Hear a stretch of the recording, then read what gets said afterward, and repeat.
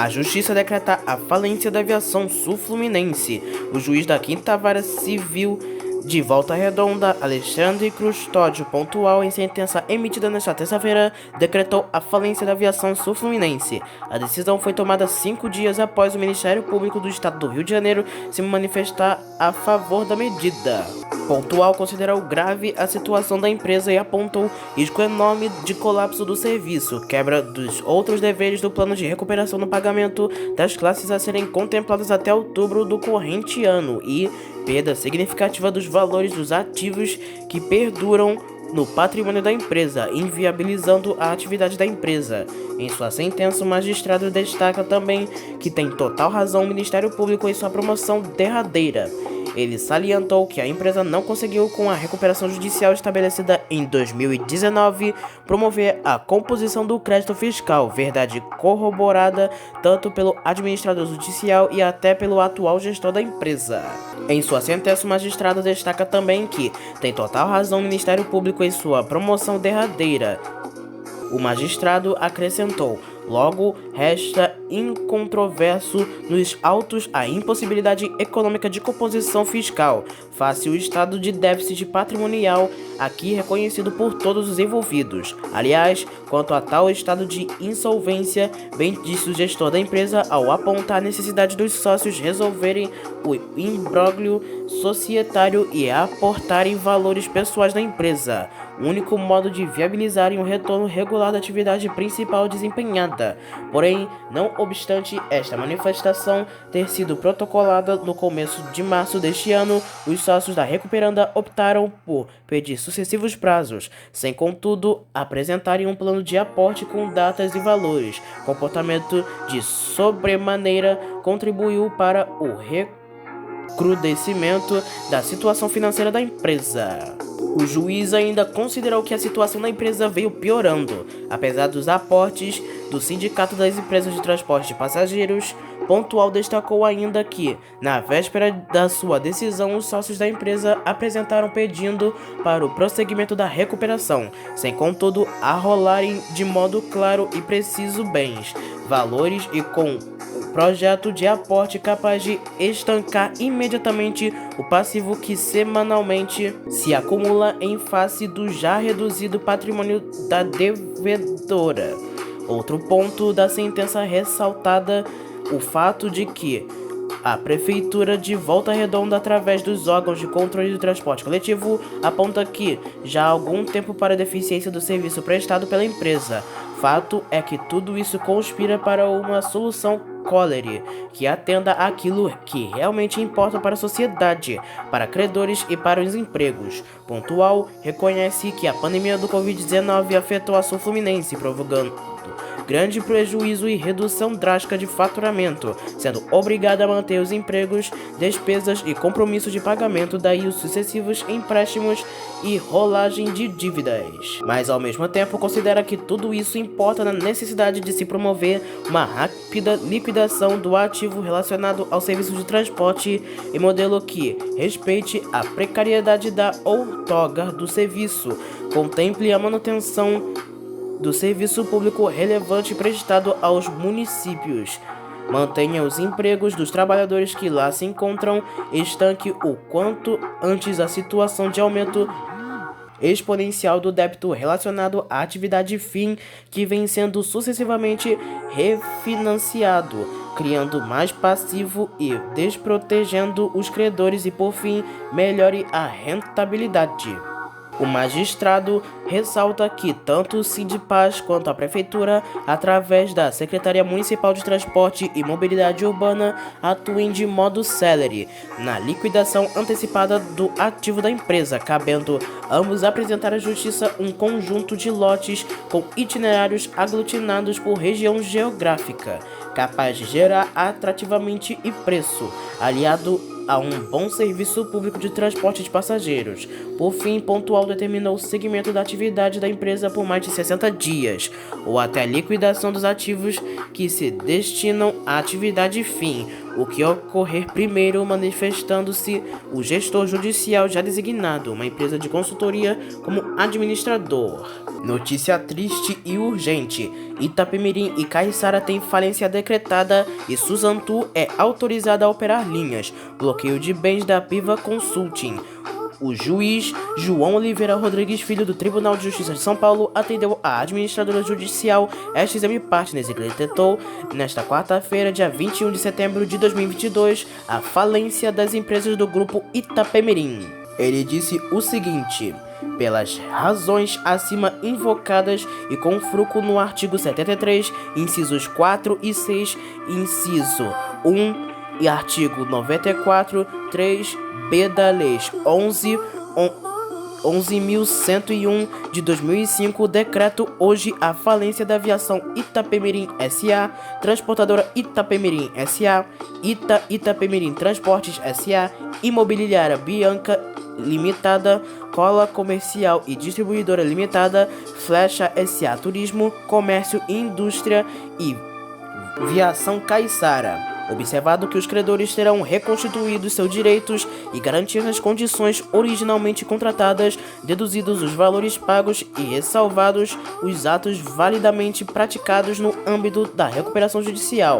Trata-se de primeira instância, cabendo recurso. A decisão não envolve a empresa aérea. Na decisão, o juiz levou em conta as suspeitas de desvios de dinheiro durante a gestão da Itapemirim, o envio de 45 milhões de reais das empresas de ônibus para a empresa Ita Transportes Aéreos, criada pelo Sidney Piva, a dívida de mais de 2 bilhões de reais em tributos e ilegalidades insanáveis no plano de recuperação judicial. A decisão também permite o arrendamento das linhas da Caiçara Itapemirim, além das estruturas por 12 meses para a Suzantu, empresa que opera ônibus urbanos na ABC Paulista em São Carlos, em São Paulo. O prazo pode ser prorrogado por mais de 12 meses. A empresa é administrada por Claudinei Blogialto. Surgiu então uma proposta por parte da transportadora turística Suzano Limitada, manifestando interesse no arrendamento pelo prazo de 12 meses, renovável por igual período de todas as linhas, guichês, marcas e parte dos imóveis operacionais das recuperandas. Anexa a proposta aos autos devidamente assinada pelos representantes da empresa e e-mail por qual recepcionou o referido TO. Entende que uma operação de arrendamento parcial ou total dos ativos em linhas do grupo Itapemirim mostra-se vantajosa à massa falida e aos credores, pois, em linhas gerais, manteria as atividades ao menos parcialmente quanto ao serviço de ônibus interestaduais e intermunicipais, fazendo com que as respectivas localidades não perdessem parcial ou totalmente os serviços de deslocamento. Preservaria os ativos arrendados que restariam sob a responsabilidade do arrendante, podendo ainda se direcionar recursos para a preservação dos ativos restantes. Concederia tempo viável para correta avaliação de todos os ativos para oportuna venda na forma do LREF. Traria maior valor aos ativos arrendados, pois a venda oportuna poderia ocorrer em formato de bloco e sem interrupção das atividades, considerando-se tal quadro a situação jurídica, financeira e comercial das empresas pertencentes ao grupo Itapemirim, em especial os trâmites que seriam necessários perante a Agência Nacional de Transportes Terrestres, a ANTT, para se proceder de forma válida com o arrendamento e posterior venda judicial desses ativos. Opina que, no ensejo do artigo 99, inciso 9 do LREF, o juízo, ao decretar a falência do grupo, seja determinado o encerramento de suas atividades, lacração de estabelecimentos e arrecadação de ativos, mas na mesma oportunidade autorize a massa falida a celebração de contrato emergencial de arrendamento de seus ativos nos termos da proposta apresentada pelo prazo de 12 meses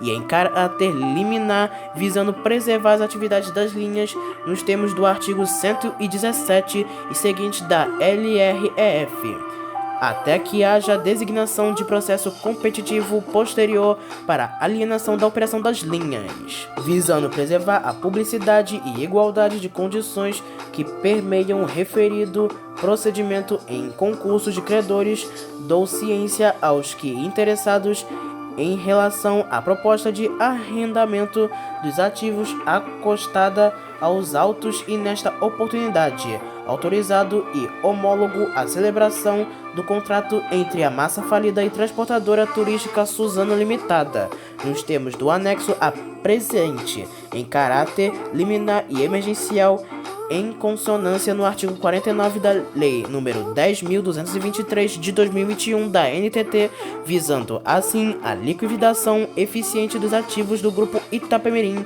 em momento oportuno, resguardando os interesses da coletividade de credores. A EXM Partners continua como administradora judicial. A recuperação judicial se arrastava desde março de 2016. Sidney Piva, Camila Valdívia, Adilson Fulan e Kátia Medonça como responsáveis pelas falidas. Quanto a este teor, ressalto que, como administradores dos devedores, deverão ser considerados o senhor Sidney Piva de Jesus, acionista e presidente do grupo no momento dos atos que levaram as empresas à quebra, a senhora Camila de Souza Valdiva, acionista do grupo Itapemirim e ex-sócia de senhor Piva, senhor Audicion Furlan, diretor e financeiro e operacional, e Karina Medonça, diretora jurídica e vice-presidente, responsável por compliance e execução do plano conforme onograma administrativo, posição de dezembro de 2021 a janeiro de 2022, sem prejuízo de apurações que se fizerem necessárias desta data de ajuizamento deste feito.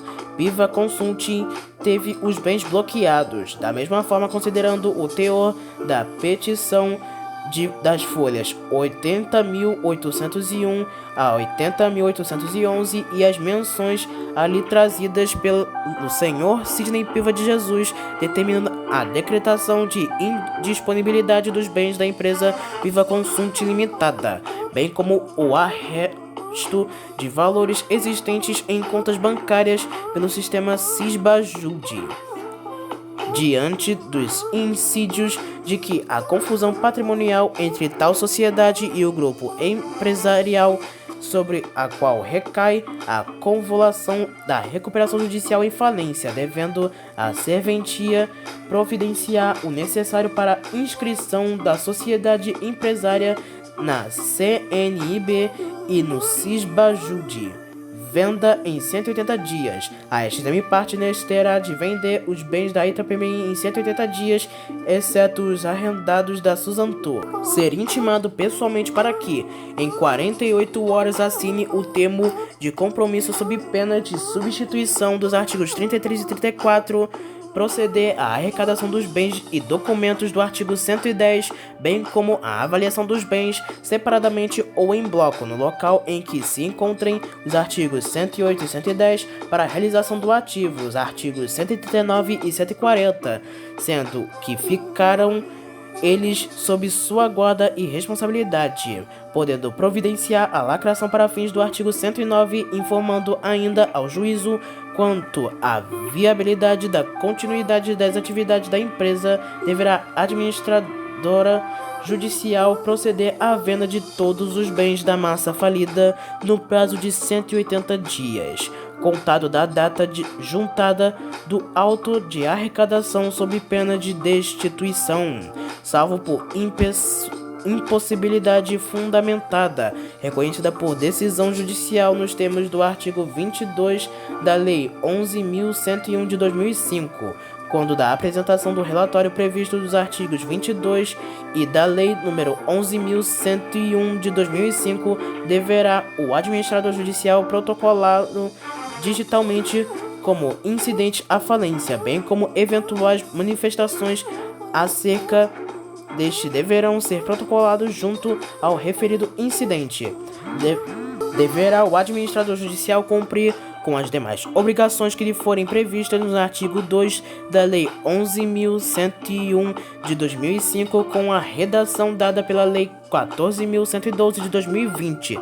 Deverá ser o administrador judicial providenciar a instauração de incidente para cumprimento do artigo 7A da Lei 11.101 de 2005 para fins de inclusão de débitos fiscais no QGC. Deverá o administrador judicial, no prazo de até 60 dias, contado no termo de nomeação, apresentar para apreciação do juiz plano detalhado de realização dos ativos, inclusive com a estimativa de tempo não superior a 180 dias, a partir da juntada de cada auto de arrecadação na forma do inciso 3 do caput do artigo 22 da Lei 1.8. Fixo o termo legal, artigo 99, dos 90 dias ao pedido de recuperação judicial. Deve o administrador informar se a relação nominal dos credores com endereço, importância, natureza e classificação dos respectivos créditos se encontram nos autos, de modo a ser expedido o edital com a relação de credores, bem como outras providências imprescindíveis. O andamento da falência. Deve o sócio administrador ou diretores gestores responsáveis da falida cumprir disposto no artigo 104 da LRF, comparecendo em cartório no prazo de 10 dias para assinar o termo de comparecimento e prestar esclarecimentos que deverão ser apresentados na ocasião por escrito. Posteriormente, havendo necessidade, será designada audiência para esclarecimentos pessoais dos falidos, estimando-se também para tanto o administrador judicial e o Ministério Público. Motivos que embaçaram a decisão. O magistrado da primeira vara de falências e recuperações judiciais do Tribunal de Justiça de São Paulo relacionou alguns dos fatores que o levaram a tomar a decisão. Envio de 45 milhões de reais dos credores das empresas de ônibus para a ITA Transportes Aéreos, criada por Sidney Priva de Jesus, proprietário afastado da gestão por ordem judicial. Dúvidas sobre o comando de Jaime Garcias Filho da Transbrasil, empresa de ônibus rodoviários da empresa sem comissão aos credores. Gestão Piva pouco ou nada fez para sanear o grupo Itapemirim. A empresa não estava com boa saúde financeira e gerou empregos. Dívidas de mais de 100 milhões de reais e não pagamento a credores. Débitos tributários de 2,3 bilhões de reais e nenhum pagamento recente. Protestos milionários. Itaú encerrou contas e não havia controle contábil. Irregularidade na frota apontadas pela NTT. Itapemirim e Caiçara estavam deficitárias. Demissões sem pagamento de verbas rescisórias. Não havia informações básicas sobre as folhas de pagamento. Suspensão das linhas pela NTT. Entradas de recursos eram irrisórias. Ônibus sucateados e abandonados nas rodovias. E números duvidosos de funcionários. 3 falências de 3 empresas em um único dia. Viação Sul-Fluminense, Viação Itapemirim e Viação Caiçara. Infelizmente, essas grandes gigantes do transporte urbano e rodoviário deixam as estradas brasileiras. E seus legados nunca serão esquecidos. Umas lendas das estradas brasileiras. Todos estávamos torcendo para que a Itapemirim se recuperasse dessa situação, mas infelizmente não foi o que aconteceu e a Itapemirim deixa de circular pelas ruas do Brasil. E também a Aviação Sul-Fluminense, que já foi uma das maiores empresas de ônibus urbanos da cidade de Volta Redonda, no Rio de Janeiro, infelizmente também deixa de rodar nas ruas brasileiras.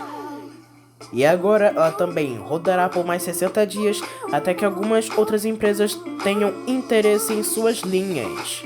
E agora a Suzantur será a empresa que irá assumir as linhas do grupo Itapemirim. As coisas estão muito difíceis hoje em dia. Várias empresas de ônibus com frotas sucateadas, ônibus com maus serviços. E é isso que leva à falência das empresas.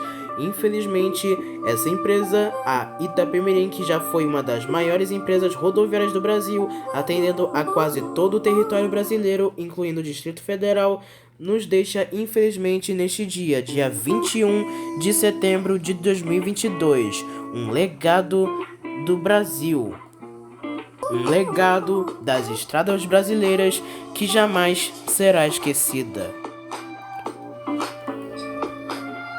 Então é isso, espero que você tenha gostado do vídeo. Infelizmente é uma notícia triste, mas infelizmente é o que vem acontecendo com várias outras empresas de ônibus hoje em dia.